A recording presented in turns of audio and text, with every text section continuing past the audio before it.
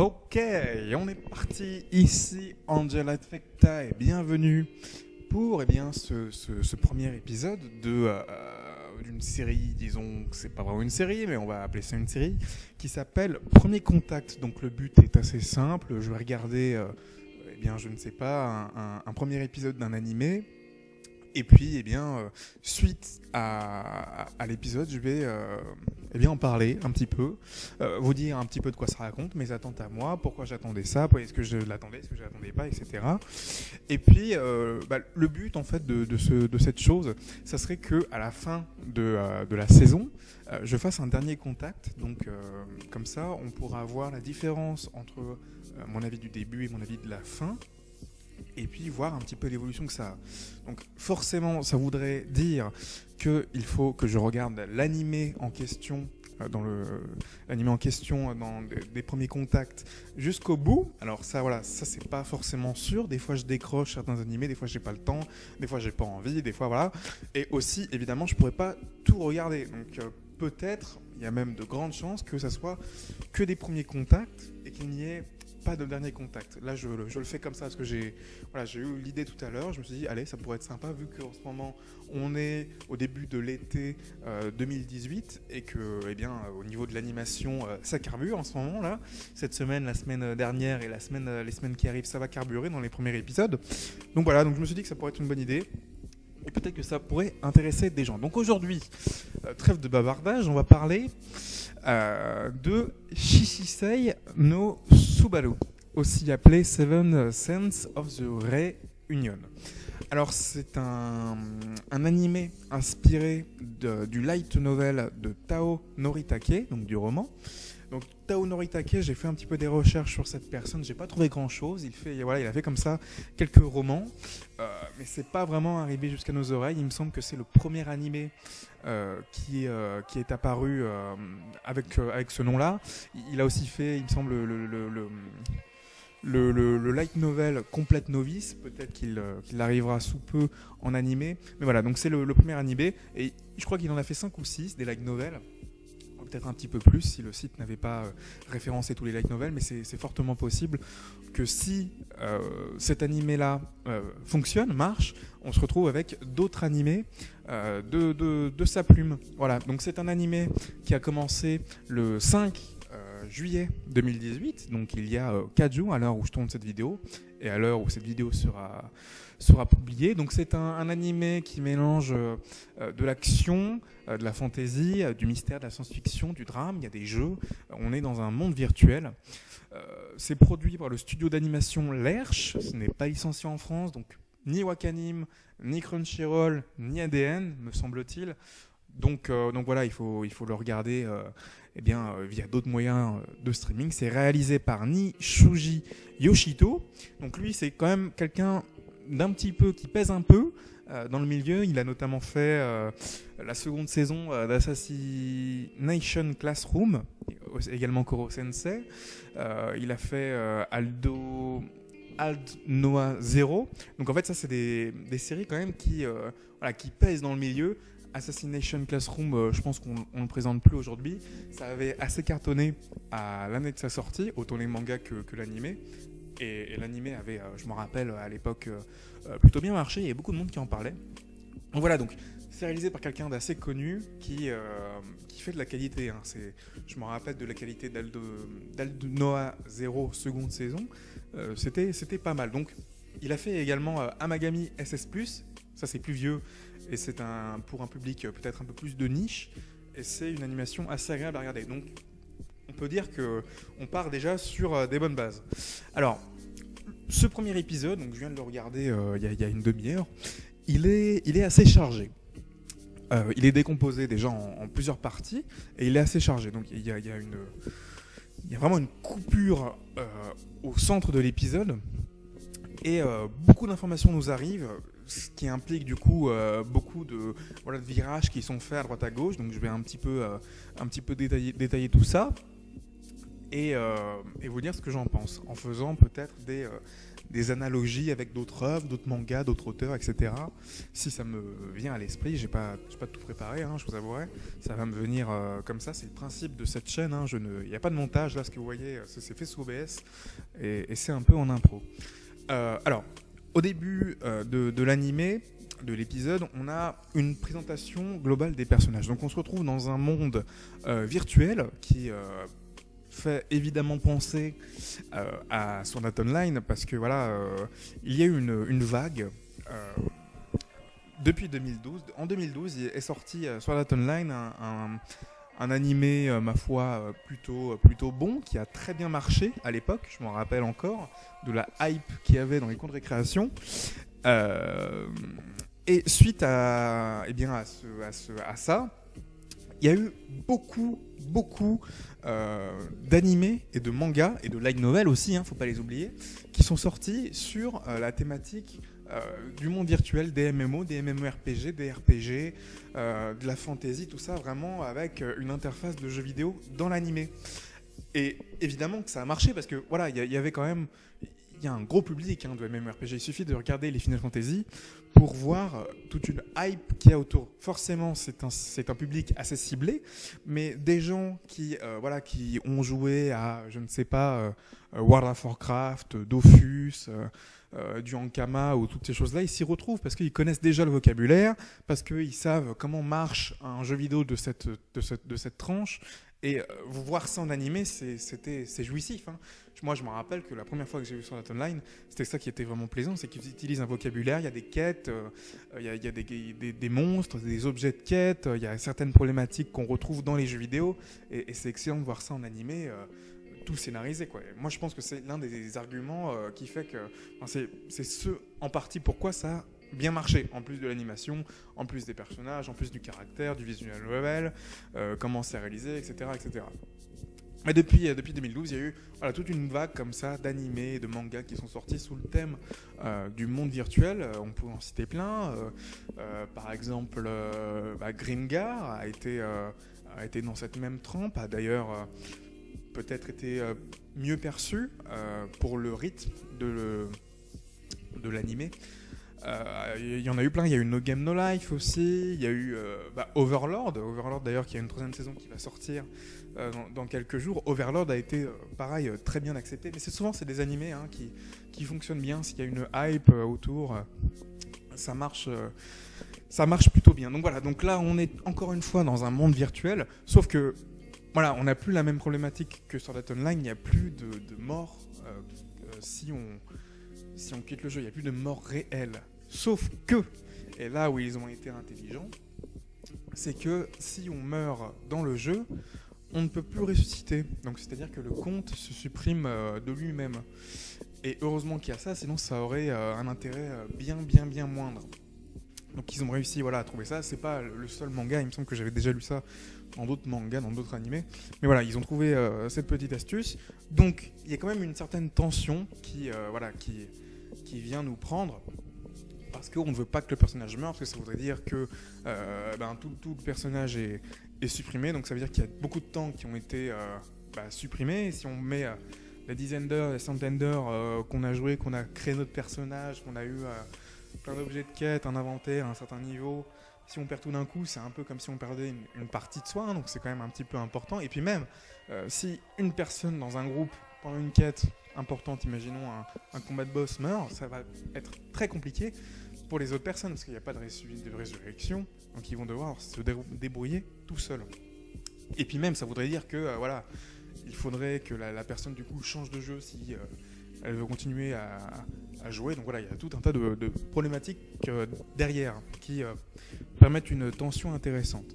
Donc au début, présentation des personnages, on voit que y a forcément tous les traits caractéristiques dans un groupe de ce type de jeu, donc le mage, le sorcier, le guerrier, le tank, le soigneur, machin, l'assassin, etc. Il y a vraiment tout un tas de codes associés à ce genre. Donc ceux qui connaissent ce monde-là ne seront pas du tout dépaysés. Et puis, ce groupe-là, donc on ne comprend pas vraiment le monde, on ne connaît pas vraiment le monde, on sait juste que voilà, ils vivent dans un univers fantaisiste. Ils ont créé une guilde qui s'appelle Subaru. Alors je ne sais pas si c'est une référence consciente à l'animé Re:Zero, parce que le protagoniste de Re:Zero s'appelle Subaru, je crois, me semble-t-il, si mes souvenirs sont bons. Donc peut-être que c'est une référence, je ne sais pas, peut-être que c'est sorti au même moment le light novel et l'animé, ou peut-être avant, je ne sais pas, donc je ne vais pas trop m'avancer là-dessus, du moins moi ça m'y a fait penser. Et du coup, Subaru est composé uniquement de personnes qui se connaissent dans la vraie vie, sauf une personne, je crois. Toutes ces personnes-là sont en réalité irréelles, donc dans la vraie vie, des élèves de primaire. Et ça, je vous avouerai que ça m'a un petit peu choqué, parce que dans l'épisode, on ne ressent pas vraiment le comportement d'élèves de primaire. Il faut savoir que, voilà, je vous apprends rien, des élèves de primaire, il y a quand même un comportement assez immature. Et là, je ne l'ai pas du tout ressenti. Alors peut-être que c'est l'effet animé japonais qui fait qu'un élève de primaire, il y a plein d'animés et de mangas comme ça, où ils prennent vraiment des petites personnes et qui en fait, ils effacent un petit peu le côté immature pour rendre des personnages matures. Mais là, je n'étais pas du tout ressenti, donc ça m'a fait un petit peu bizarre de me dire, oulala, est-ce que ça veut dire que toute la série, on va se retrouver avec des personnages qui, dans la réalité, ils vont à l'école, surtout que c'est la primaire, quoi. C'est même pas le collège, c'est vraiment des petits, quoi.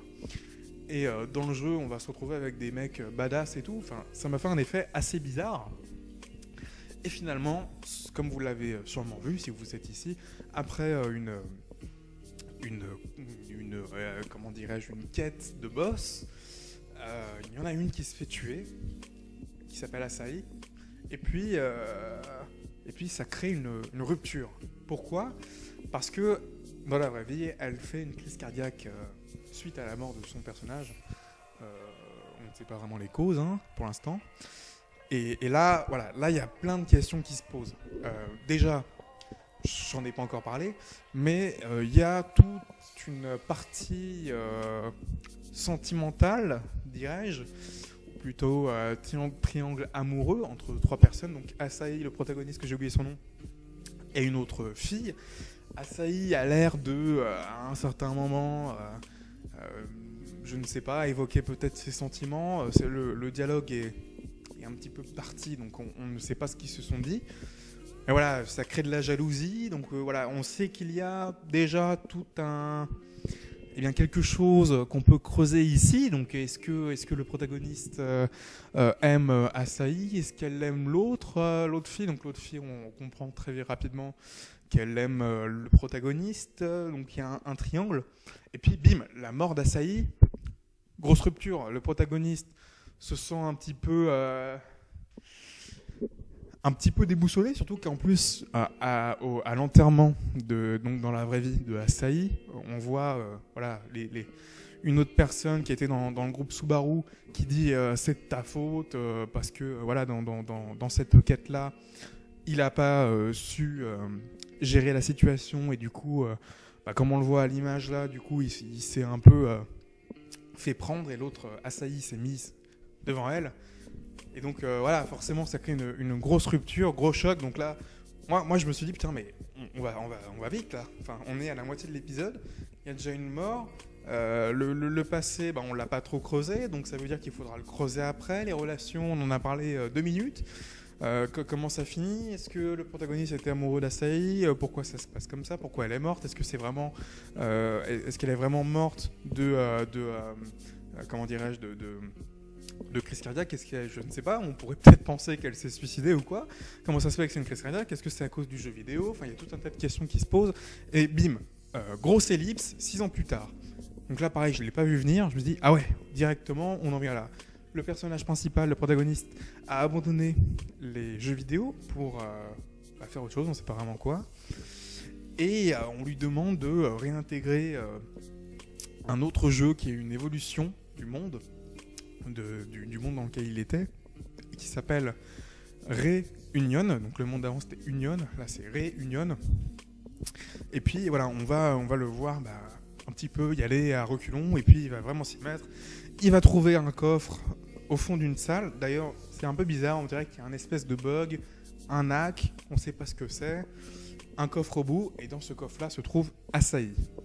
Alors, ça pose plein de questions. Est-ce que c'est la vraie Asahi ?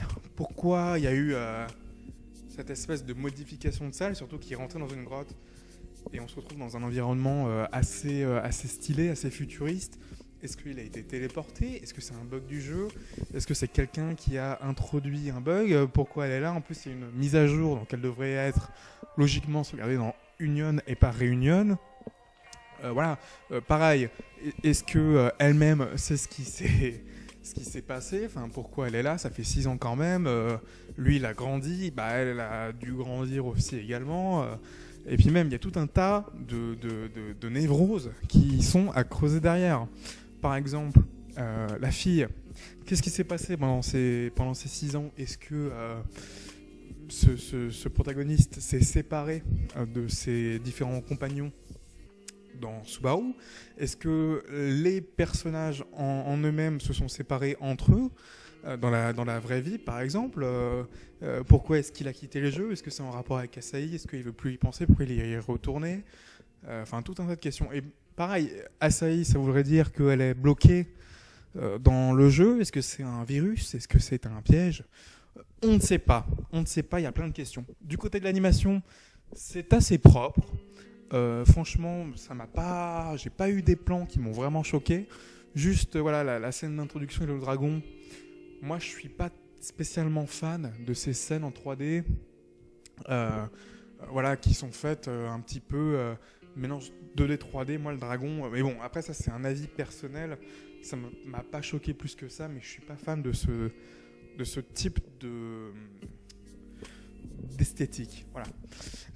Mais tout le reste, hein, c'est très très, ça coule, hein, c'est vraiment bien. On sent qu'il y a derrière, il y a de l'argent, il y a de la qualité. Hein. On n'est pas sous une petite série. Je pense que on pourrait la caractériser comme moyenne série. C'est pas non plus un triple A. Ça va pas être du Shingeki no Kyojin, du Overlord, mais on est sur un truc totalement correct. Après, on n'a pas vu beaucoup de scènes d'action, mis à part la scène du centre qui moi m'a beaucoup plu. La scène contre la quête il me semble pas qu'il a de nom, c'était une espèce de boss avec plein d'épées. C'était une scène assez appréciable. Pareil, les musiques, j'en ai entendu une notamment, bon, très très court, ils l'ont vite mise de côté, mais qui a l'air vraiment bien. Donc l'OST, je l'attends de pied ferme, parce que je pense qu'on va avoir une bonne OST. Notamment dans la taverne, je me rappelle qu'il y avait une OST bien RPG. Moi, ça me plaît bien. Je suis un bon consommateur de RPG, donc moi, je l'attends avec ardeur. Ensuite, alors pareil, question de goût. J'ai vu à 2 reprises des espèces d'ellipses, mais des ellipses courtes, hein, qui ont été faites avec des plans fixes. Donc ça, c'est voilà. Je vous apprends rien, c'est une technique d'animation assez répandue où en gros, pour éviter déjà au niveau du temps c'est mieux, au niveau de l'argent c'est mieux aussi parce qu'on n'a pas besoin d'animer quelque chose. Donc on fait un plan fixe, on fait un espèce de soit un zoom, soit on prend l'image et on la décale légèrement pour qu'il y ait quand même une espèce de mouvement. On laisse derrière les bruitages et la musique et ça fait qu'on le voit pas trop passer. Mais moi je suis pas spécialement fan de ça. Je sais que forcément ça fait un style à l'animé, et puis en plus, eux, ça leur permet de faire des grosses économies, hein, mine de rien, parce que entre faire quelques secondes d'animation et faire un plan fixe, il y a une grosse différence au niveau du temps de production, au niveau du prix, et voilà. Sauf que évidemment, du coup, ils peuvent pas laisser une image fixe pendant 2 minutes, quoi. Ils sont obligés de en faire plusieurs, et puis les IP.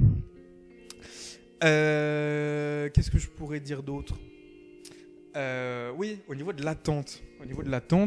Donc, les premiers contacts, avant de regarder l'épisode en question, ou l'anime en question, j'aime bien m'intéresser à comment... Est-ce qu'il y a une attente derrière l'animé ?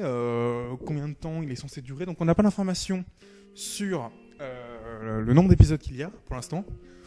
Moi, je pense que ça va être 12 épisodes. Je pense pas que c'est une série qui va atteindre le 24 ou le plus de 24. Ça m'étonnerait très franchement. Mais bon, peut-être que je me trompe. Et comme on peut le voir à l'écran, c'est un animé qui quand même est un petit peu attendu.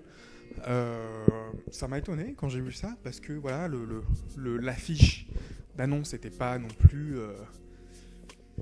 ça donnait pas spécialement envie. Du coup, on comprend que c'est un animé dans les normes, entre guillemets, mais c'est pas foufou, quoi. C'est un peu... on en voit plein de ce type d'animé en ce moment. Et pour autant, il a quand même un petit public. Et comme vous voyez au score actuel, donc là on est le 9 juillet, j'ai pris ce screen aujourd'hui, il est apprécié moyennement plus, disons. Je m'attends pas à ce que ça soit la série de la saison, mais tout de même, ça m'a l'air intéressant. Je vais au moins rester 5-6 épisodes et puis on verra. Donc voilà, c'était un premier épisode, c'était un petit peu un test. Je suis essoufflé là, je sais pas si ça s'entend. Je vais vous laisser avec quelques images vidéo de cet animé, et puis on se retrouve pour un autre premier contact. Allez, bonsoir. 約束だよハルト。だからお前は6年前に死んだんだよ。スバルはみんなの帰るところだからもう一回作らなきゃ。もう6年も経ってるの。ハルトをこれ以上苦しめないで。僕が必ず君を救ってみせる。またみんなに会いたいよ。アタキ！これは幼なじみたちの約束の物語。君たちは思い出さなければならない。